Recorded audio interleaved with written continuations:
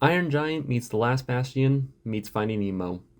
Yeah, that's a movie I can get behind. The Wild Robot is DreamWorks Animation's newest movie, which was directed and written by Chris Sanders, which if you're not already familiar with him, he's been involved with the first How to Train Your Dragon, Lilo and Stitch, and the first Croods. And thankfully, I feel like this movie does live up to the expectations that I was holding for it. For one, the animation in this movie is beautiful. I mean, makes sense. Every animated movie looks beautiful. But this one especially, the use of colors just really helped make all the nature environments really pop. The music is also incredible. I love the music. There's a couple of pieces in particular that I really like. There's a lot of dark humor in this movie, which I definitely heard some of that, but there was some scenes that I just was not expecting. Even just outside of dark humor, there's a lot of death and darkness in this movie, which is good because it takes place in nature, and if you're familiar with nature, contrary to what Disney might tell you on their very censored documentaries, animals kill each other all the time in nature. It's not a pretty thing. And so it was kind of fun to see that portrayed in a more comedic way. They always say comedy is based in truth. Yeah, it's pretty funny when you see an animal get horribly just disfigured and decapitated and eaten, because that's what happens in real life. So it's a great movie for the kids is what I'm saying. No, but in all seriousness,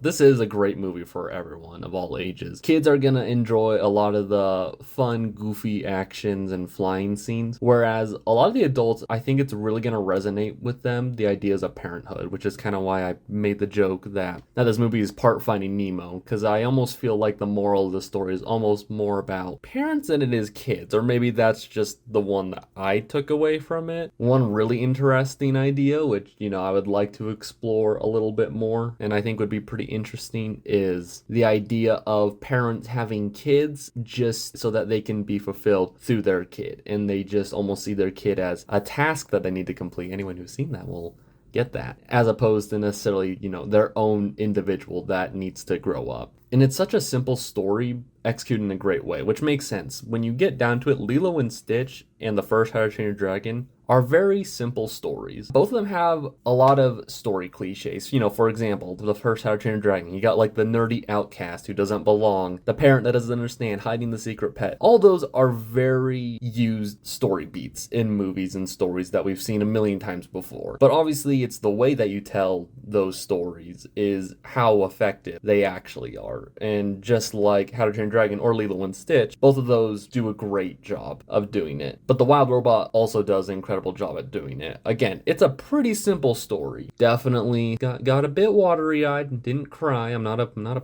but definitely a little bit watery. This movie is definitely a lot of the best of DreamWorks, which is almost an inherently very silly, almost roll your eyes type of idea. And I know this was based off of a book. Just like all of other DreamWorks' great movies that have, equally, if not more so, silly ideas. I mean, Megamind, Kung Fu Panda, Shrek, How to Train Your Dragon. Inherently, most of those are pretty silly ideas. But I think where those movies shine is the heart that they have in the powerful emotional moments. And this movie does exactly that. And I think that's why this movie is getting so much praise and love, because it is what we have come to expect from DreamWorks. DreamWorks has obviously made some very terrible films, which I have had the chance to see, promotion here for the videos if you haven't already. But when DreamWorks hits it out of the park, they don't just make a good movie, they make a great one. And I think The Wild Robot really exemplifies that. I hope that I can, have persuaded you to go see this movie if you haven't already. I hope a lot of people that said that they love DreamWorks on YouTube actually,